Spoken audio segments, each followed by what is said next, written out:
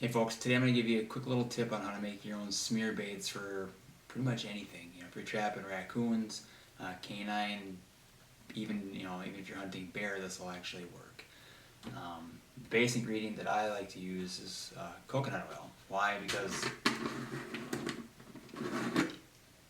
it's a solid that you can melt down and you can add other ingredients to, and then as it cools, it goes back into a solid state again, or a solid form. In this case, I have some liquid here that I melted down already, and I did a little bit too warm. It's hot, and I'm actually going to add anise extract to this one. Now, the ratios that you mix is literally up to you, and the ingredients that you add, again, is up to you. In this particular case, I'm using anise extract, but you can literally use any of the other extracts or oils that are out there. You can even, if you really wanted to, you could add shellfish oil.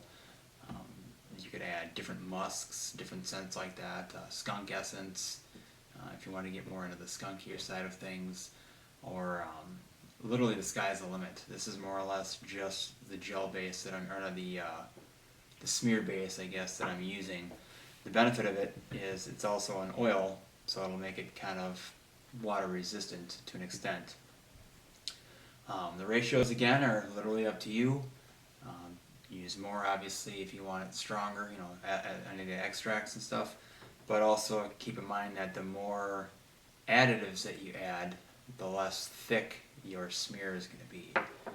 And this actually is a finished product already. This one here is peppermint, and if you look at it, it's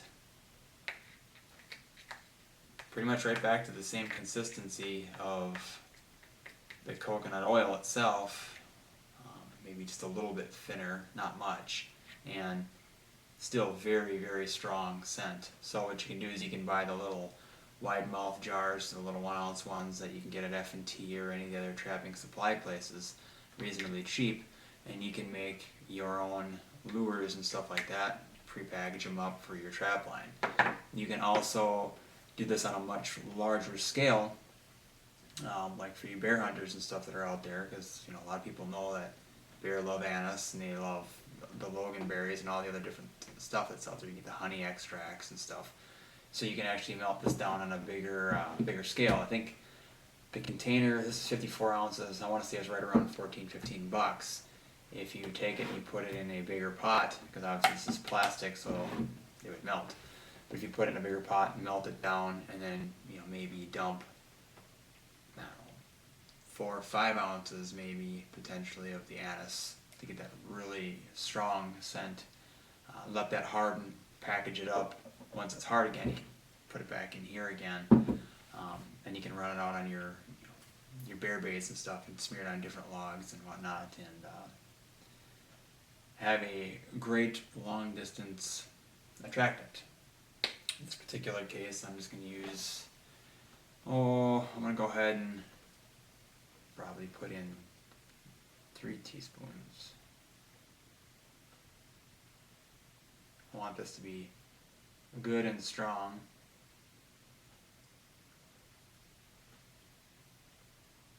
But at the same time, I don't want it to be too carried away. I want to be able to use this as a smear, not basically as a liquid. Now what's going to end up happening is, I have a little bit of a peppermint odor to it, but that's alright.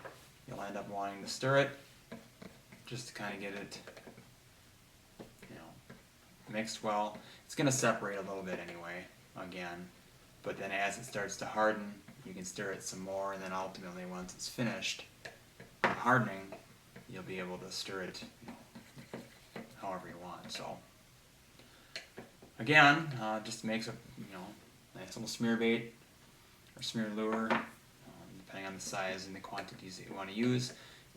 I plan on trying with a bunch of different, like fox urine and stuff like that for trapping, and fox glands, because one thing I've noticed is that the coconut, pretty much the scent of it disappears when you start adding other additives and stuff. So what smells like coconut from the beginning, this is totally peppermint. I don't smell any coconut whatsoever in it. So I've got a feeling that when I'm using like fox glands and coyote glands and bobcat glands and stuff like that, as I start adding a little bit of that, it'll turn it also into a smear that will be water resistant, and I'm sure that you probably won't have any, or if you do, it'll be minute amounts of coconut scent. So hope that helps, and if you like this tip video, please subscribe to our channel and share it with your friends, and good luck on the line.